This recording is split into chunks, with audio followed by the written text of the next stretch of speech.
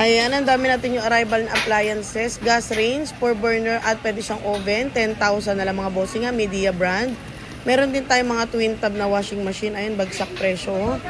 Meron din tayo maliit, malaki niya na hanggang ilang kilo. Twin tub natin, meron to 8 kilo, 9 kilo at 13 kilo.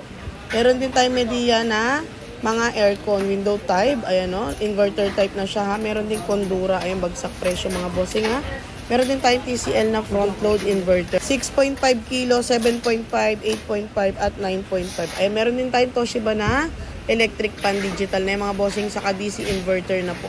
Ayan, bagsak presyo tayo ng mga appliances galing mall pull out. Ayan, meron din tayong TCL na refrigerator, double door.